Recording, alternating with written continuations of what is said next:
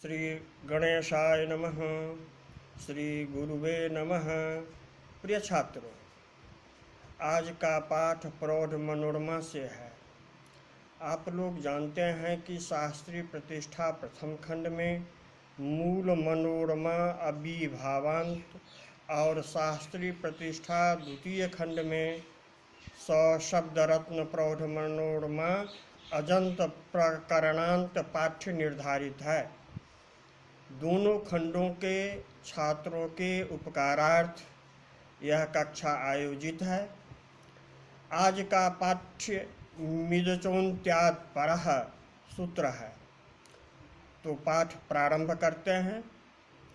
जैसा कि आप लोग जानते हैं कि अनुबंध सोद्देश्यक होते हैं, इसका प्रयोजन होता है।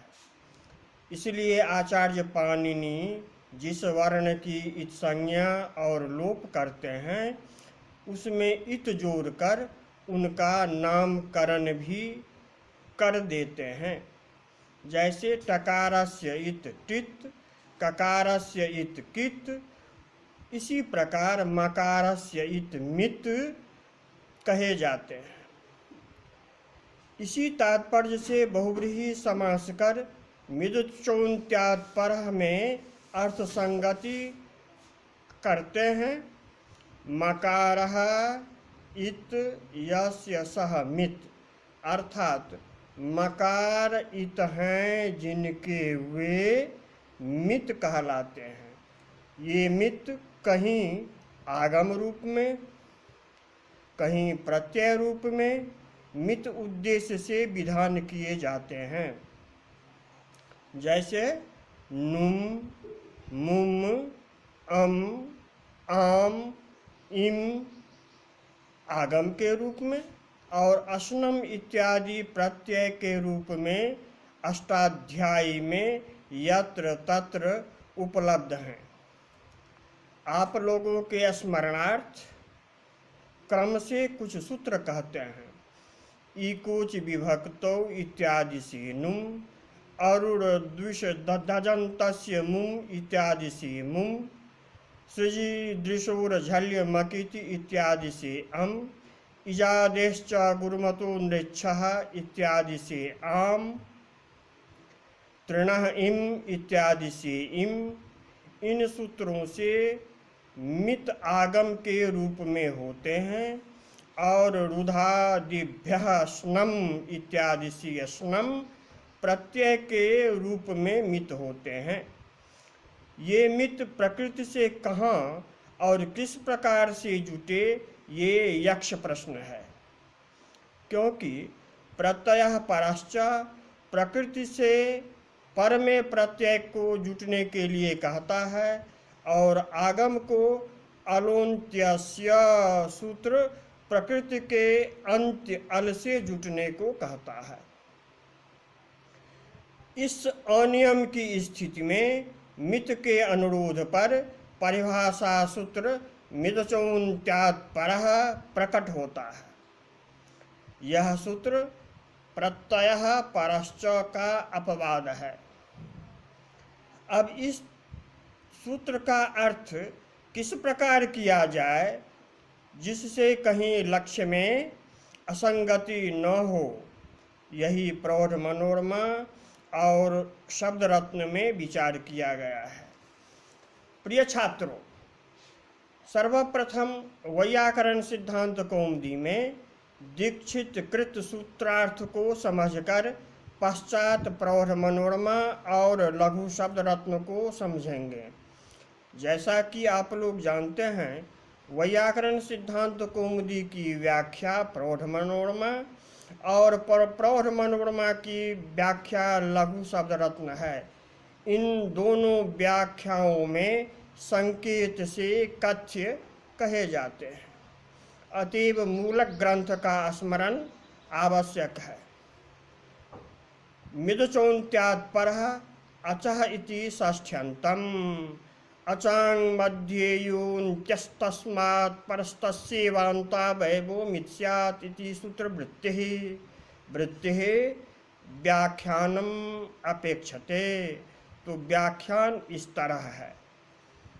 सूत्र में षष्ठ्यंत अचः है। षष्ठी यहाँ निर्धारण के अर्थ में यतश्च निर्धारणम सूत्र से अच जाति के निर्धारण में षष्ठी है। व्यक्ति पक्ष में बहुवचन अचांग मध्य कहा गया है। इस सूत्र में आद्यंतो टकितो से अंत की अनुवृत्ति से सूत्रार्थ करते हैं। अच समूह के मध्य में जो अंत्य अच, उसके आगे और उसी अंत्य अच के ही अंतावयव के रूप में मित कार्य हों, तब यह मित समुदाय का अवयव बन जाता है। इसलिए वारिणी इत्यादि प्रयोगों में सर्वनाम स्थाने चा संबुद्धों से दीर्घ संभव होता है। अब कैसे संभव होता है, इस पर प्रौढ़ मनोरमा और लघु शब्दरत्न में विचार किया गया है। इसको आगे देखेंगे। अभी आप सूत्रार्थ की संगति समझें। वारी नो ई अर्थात वारी शब्द से जस विभक्ति में जसो सी से सी सर्वनाम स्थानम से सर्वनाम स्थान संज्ञा। उसके बाद नपुंसकस्य झलचः से नुम की प्राप्ति में परत्वात् इकोच विभक्तो सूत्र से नुम। यह नुम अच समूह में अंत्य अच, वारी में ईकार है, उसके परे मित कार्य, और यह मित कार्य अंत्य अच इकार का अवयव होने से वारिन ये समुदाय नान्त कहलाते हैं। अतएव सर्वनाम स्थाने चा संबुद्धों से दीर्घ होता है। प्रसंगानुकूल एक बात और कहना चाहता हूँ। नुम और नुट में क्या भेद है, तो कहेंगे नुम अंत्य के अवयव रूप में रहने से नामी सूत्र से दीर्घ नहीं हो सकेगा। राम आम यहाँ नुट न होकर नुम होने से रामन नान्त शब्द बन जाएगा, तो अजंत का अभाव हो जाएगा, इसलिए नुट ही करते हैं। अस्तु, अब प्रौढ़ मनोरमा में देखते हैं। यत्तु प्राचोक्तम अंत्यादचः पर इति तन्न शेमुचादीनाम इत्यादा वन्त्यस्याचो संभवात् तस्येवान्ता वयव इति तेन त्रपूर्ण इत्यादो अंगस्य नान्तत्वेन दीर्घः सिद्धः। परादित्वे स न सिध्येत अभक्तत्वे तु भाङ्लिहः इत्यत्र बहाभ्रे लिहः इति खसि अरुण द्विष दजन्तस्य मुम इति मुमुनुस्वारो न स्यात्। कथम? अपदान्तत्वात्। यत्तु अभक्तत्वे दीर्घो न स्यादिति तदादिग्रहणं स्यादिनुमर्थम् इत्यंग संज्ञा सूत्रार्थ वार्तिकेनैव दूषितप्रायम्।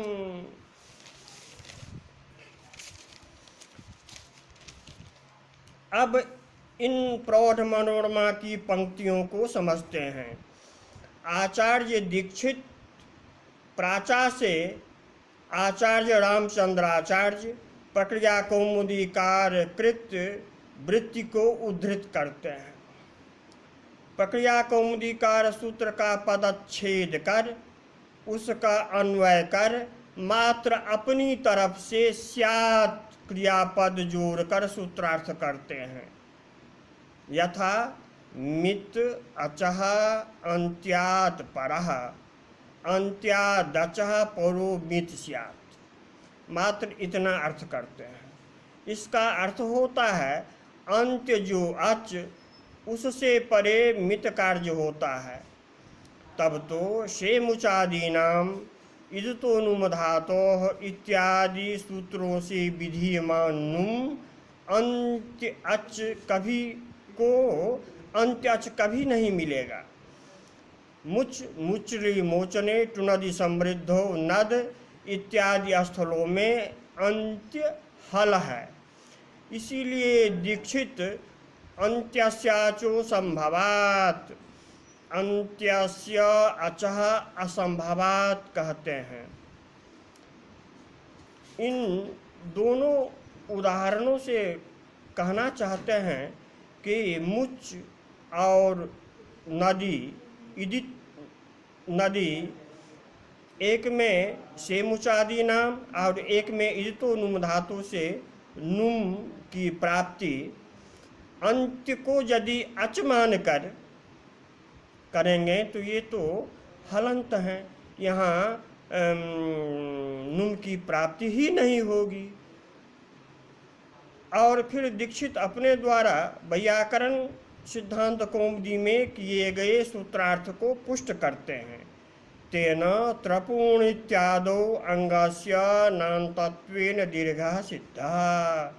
वारिणी में जैसे सूत्र संगति करते हैं वैसे ही यहाँ पर त्रपु शब्द से जससोसी त्रपु ई परत्वात इकोच विभक्तों से अंत्य अच से परे उसी अंत्य अच के अवयव के रूप में नुम होने से, त्रपुन यह समुदाय नांत होने से सी सर्वनाम स्थान के परे सर्वनाम स्थाने चा संबुद्धो से दीर्घ संभव होता है। यह कैसे संभव होता है, इसको प्रौढ़ मनोरमानुसार देखते हैं।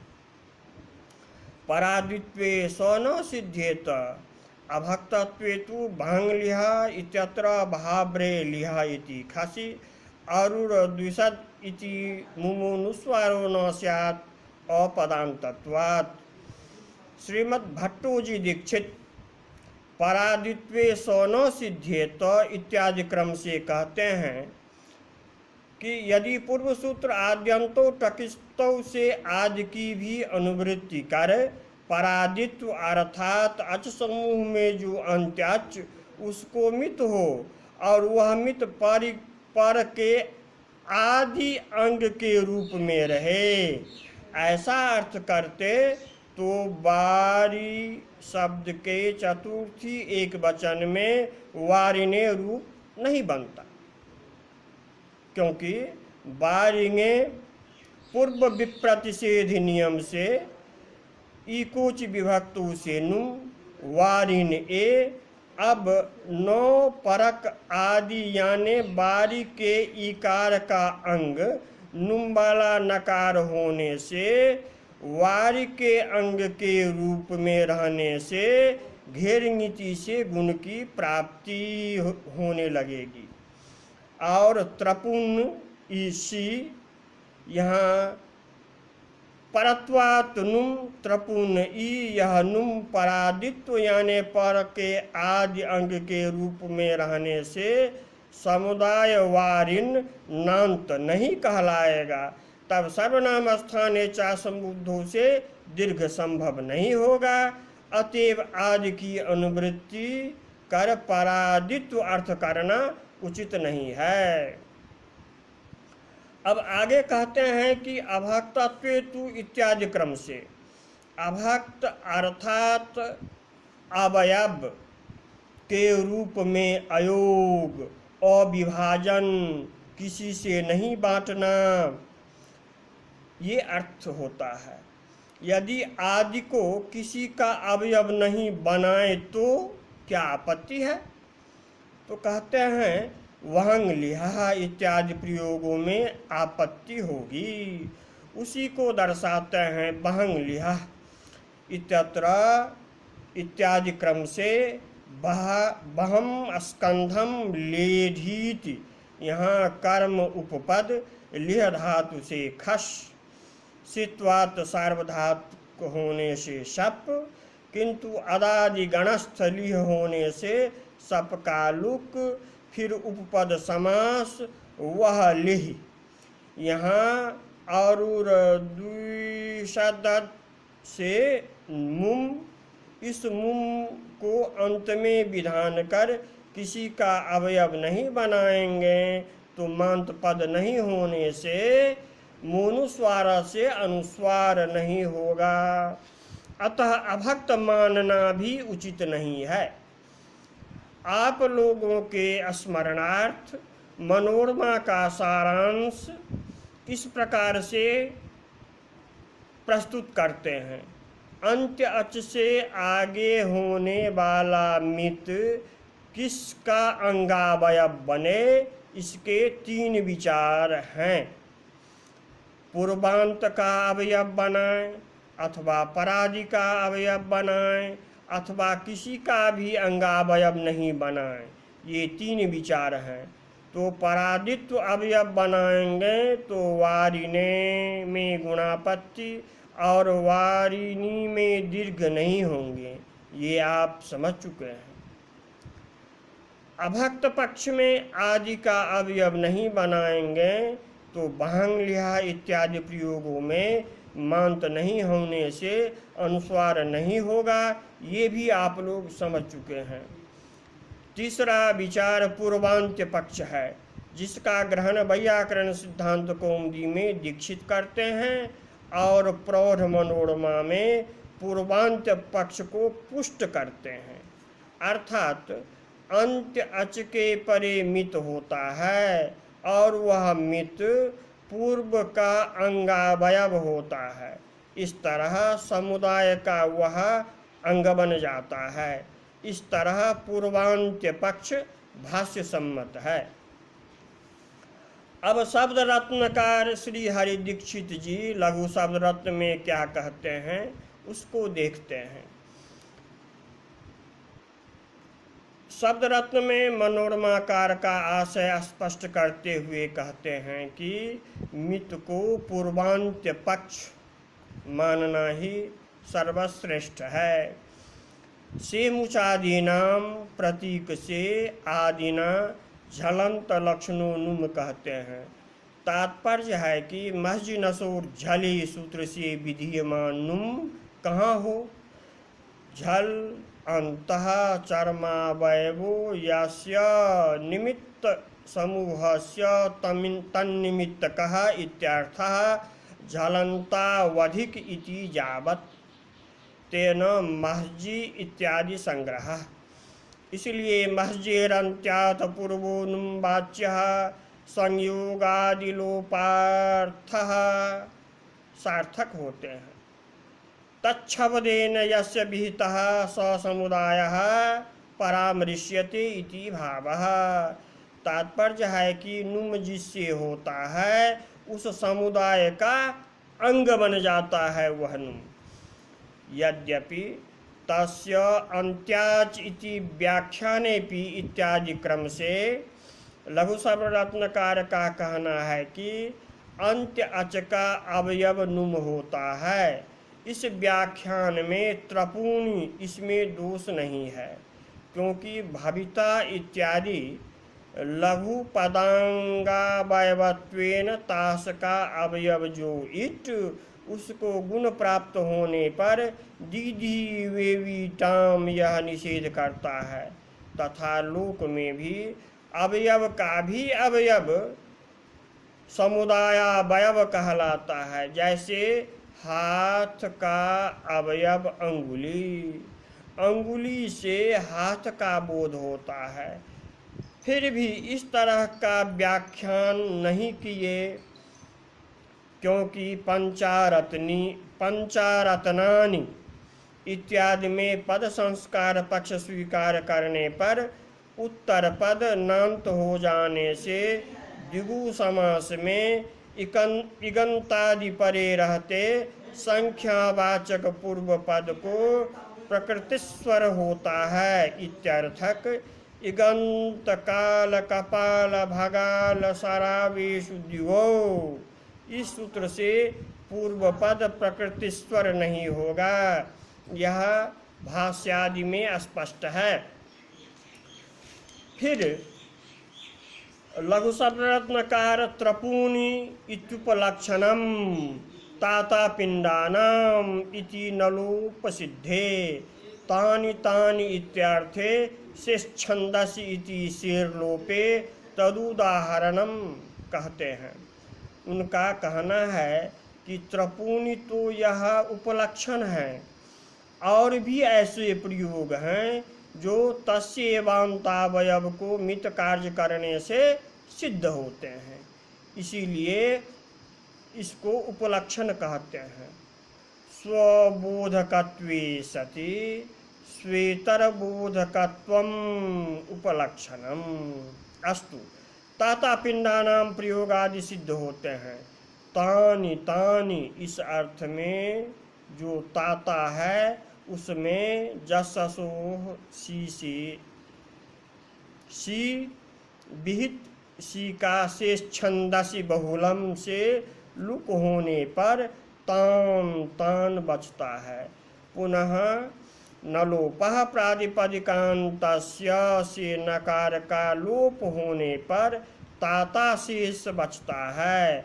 अतएव पूर्वांत्य पक्षः एव साधीयान। आज का पाठ यहीं तक। घर में रहें, खुश रहें, खूब स्वाध्याय करें।